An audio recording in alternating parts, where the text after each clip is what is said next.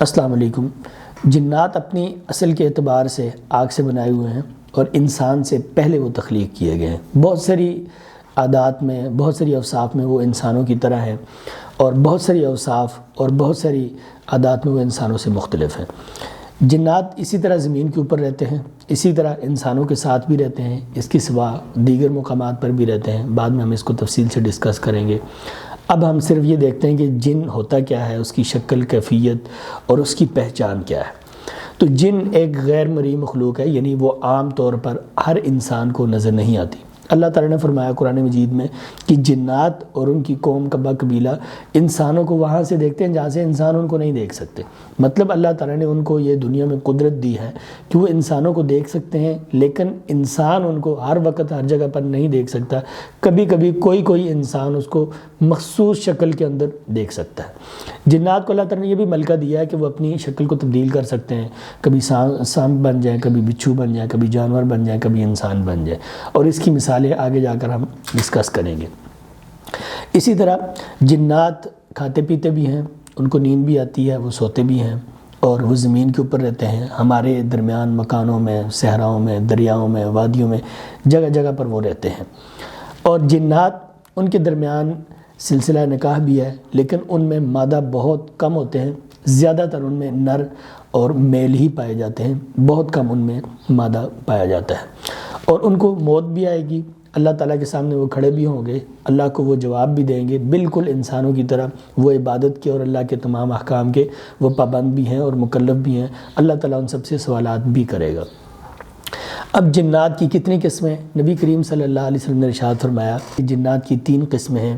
اہل علم نے جو اس فن کے ماہر ہیں جادو جنات کے، انہوں نے اس حدیث کی شرح میں جنات کی کل 6 اقسام بیان کی ہیں اور ابھی ہم ان کو ڈسکس کریں گے۔ نبی کریم صلی اللہ علیہ وسلم نے فرمایا کہ فصنف یطیر فی الہوا، جنوں کی ایک قسم وہ ہے جو ہوا میں اڑتی ہے، یعنی پرندوں کی طرح۔ وصنف حیات وکلاب، اور دوسری قسم وہ ہے جو بچھو، سانپ اور کتے اور اس طرح کی چیزیں ہیں۔ اور صحیح مسلم میں بھی ہے، نبی کریم صلی اللہ علیہ وسلم نے ارشاد فرمایا الکلب الاسود الشیطان۔ اور تیسری قسم نبی کریم صلی اللہ علیہ وسلم نے ارشاد فرمایا وہ ہیں جو کبھی ایک جگہ پر ہوتے ہیں، وہاں سے غائب ہو کر دوسری جگہ پر چلے جاتے ہیں، اور وہاں سے غائب ہو کر تیسری جگہ پر چلے جاتے ہیں، یعنی ان کا کوئی مستقل ٹھکانہ نہیں ہوتا۔ تو اہل علم نے 6 اقسام کل جنوں کی بنائی ہیں۔ پہلی قسم اسے جنیون کہا جاتا ہے، یعنی جب انسان کے مقابلے پر جن کا تذکرہ کرنا ہو تو عام طور پر جنوں کو جنیون کہا جاتا ہے۔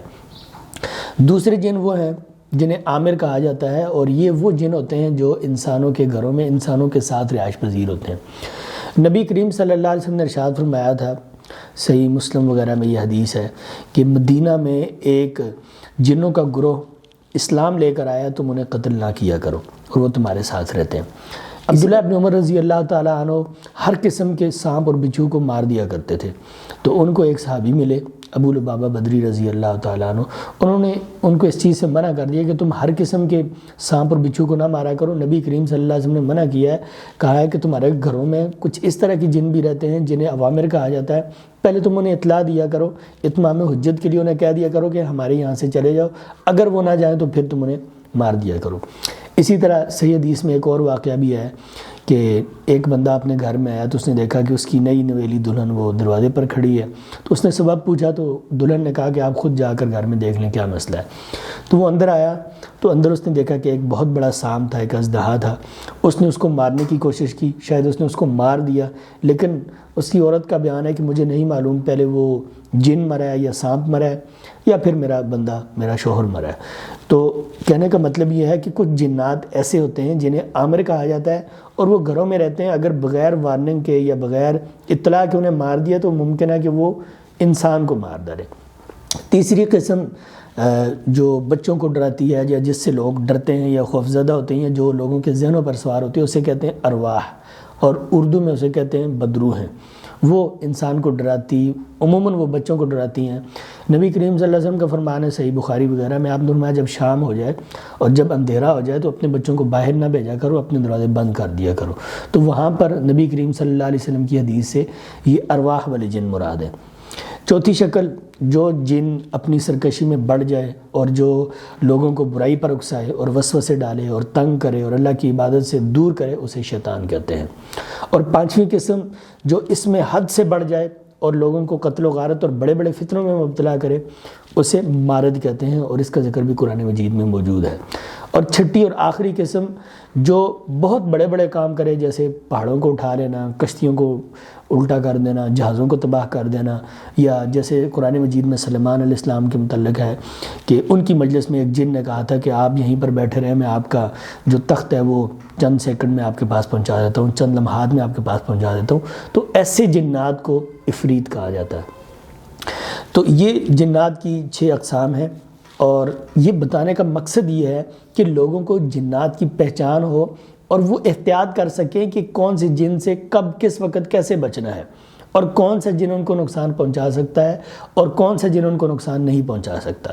تو بہت سارے لوگ ایسے ہیں جو یہ سمجھتے ہیں کہ جنات انسان کو نقصان پہنچا ہی نہیں سکتے، یا بہت سارے لوگ ایسے ہیں جو یہ سمجھتے ہیں جنات ہیں ہی نہیں۔ تو قرآن مجید میں اللہ تعالیٰ نے ایک مستقل صورت جن کے نام سے نازل کی ہے، تو جن کا انکار گویا قرآن مجید کا انکار ہے۔ تو ایک لفظ کا انکار کفر ہو جاتا ہے، تو پوری صورت کا انکار کتنا بڑا کفر آئے گا۔ تو اس طرح جنات کی یہ مختلف قسمیں تھیں۔ آئندہ ہم انشاءاللہ یہ بتائیں گے کہ جنات کی خوراک کیا ہے اور وہ رہتے کہاں ہیں۔ اگر آپ یہ جاننا چاہتے ہیں کہ جنات کھاتے کیا ہیں اور وہ رہتے کہاں ہیں، تو آپ ہمارے ساتھ جڑے رہیے، انشاءاللہ ان قریب ہم آپ کو اس کے بارے میں آگاہ کریں گے۔ بہت شکریہ۔